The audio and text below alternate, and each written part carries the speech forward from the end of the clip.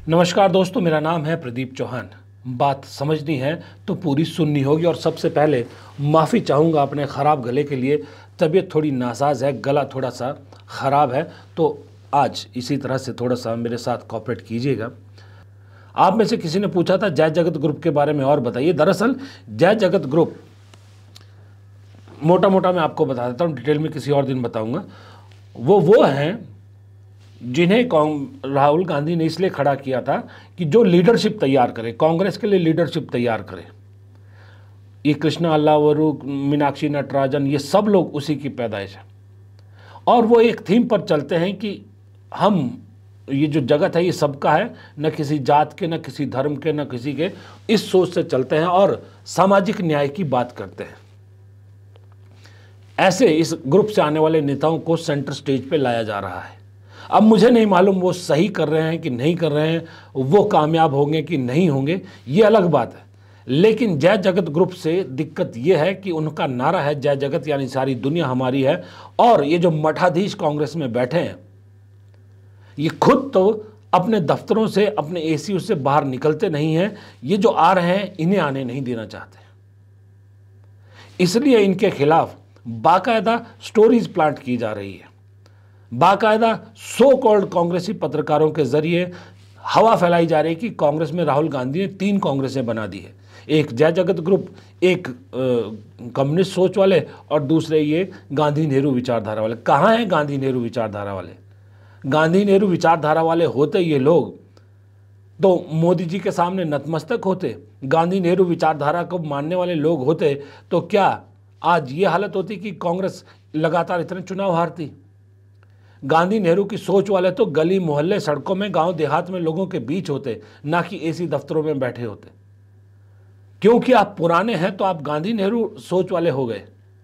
ये कहां का रूल है? ये प्लांटेड खबरें चलाई जा रही है। और जैसे मैंने पहले भी 1-2 वीडियो में बताया कि राहुल गांधी को इस वक्त चौतरफा घेरने की कोशिश की जा रही है। राहुल गांधी से ये चाहते हैं कि राहुल गांधी किसी तरह से कांग्रेस से अलग हो जाए। पहले G23 बना था, वो भी इन्हीं लोगों ने बनाया था, अब वो तो हो नहीं सकता।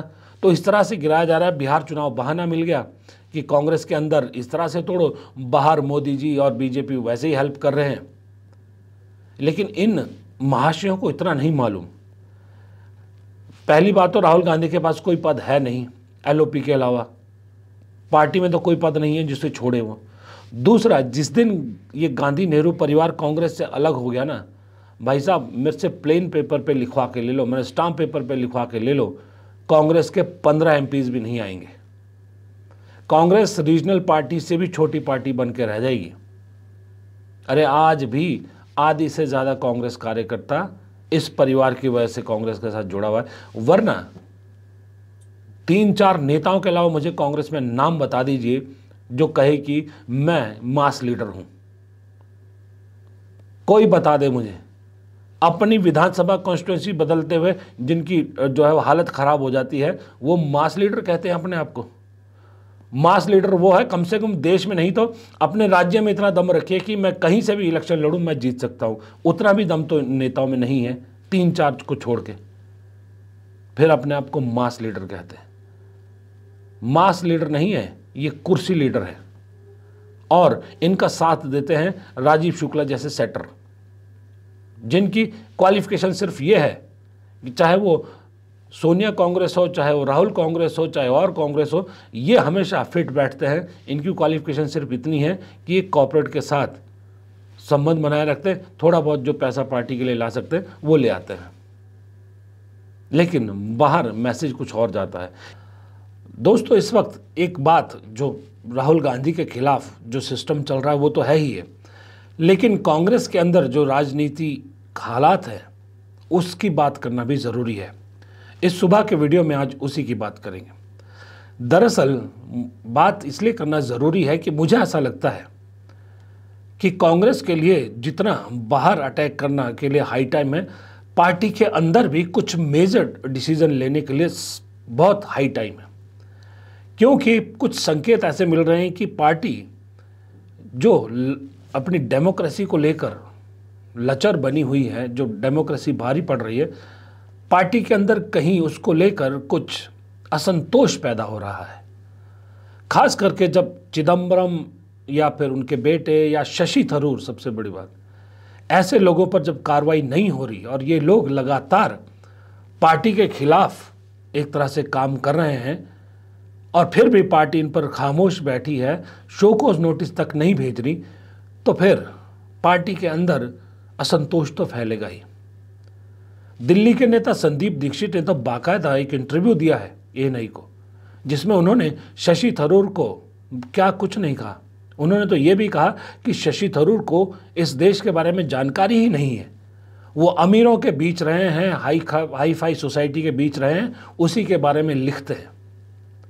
अब जब एक पार्टी का सीनियर नेता दूसरे सीनियर नेता के बारे में ऐसे विचार रखता है तो आप समझ ही सकते हैं कि फिर पार्टी में सिचुएशन क्या है। वैसे भी शशि थरूर के खिलाफ पार्टी के अंदर बहुत से नेता जो है वो नाराजगी जाहिर कर चुके हैं, लेकिन फिर भी पार्टी हाईकमान कोई कार्रवाई नहीं कर रही है।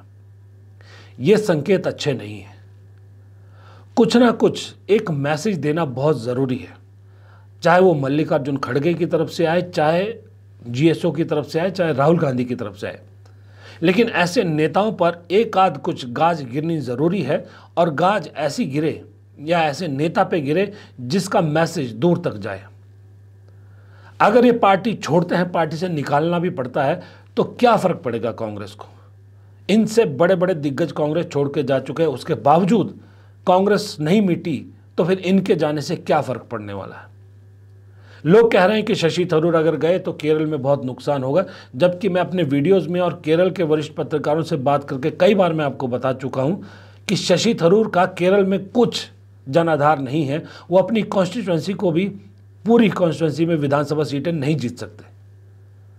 उन्होंने सिर्फ हवाई अपना नाम चला रखा है, इसके अलावा उनके पल्ले कुछ नहीं है। इसीलिए कांग्रेस ने ए.के. एंटनी को वहाँ वापस एक्टिव पॉलिटिक्स में आने के लिए कहा है। ए.के. एंटनी का बहुत दबदबा है, बहुत नाम है, बहुत उनकी जो है वो वहाँ पर लोकप्रियता है, लेकिन शशि थरूर किसी चीज़ के नहीं है।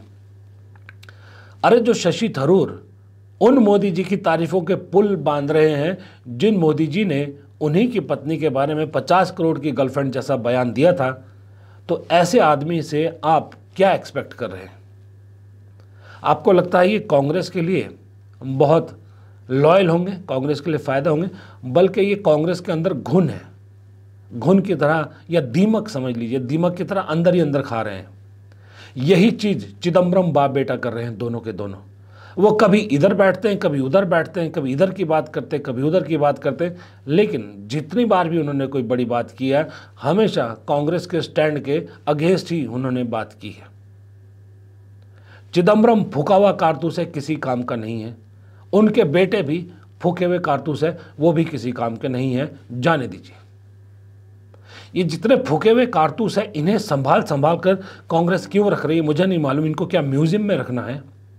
फिर कहते हैं कि पुराने गार्ड्स नए लोगों को आगे नहीं आने दे रहे। जब आप ही इनको नहीं हटने को कह रहे तो खुद क्यों हटेंगे? कभी सुना है कोई नेता खुद हटा हो? मोदी जी को भी हटाने पड़े थे, तब हटे थे, वरना आज भी बीजेपी में भी उन्हीं का दबदबा रहता। हटाने पड़ेंगे, ये खुद नहीं हटेंगे।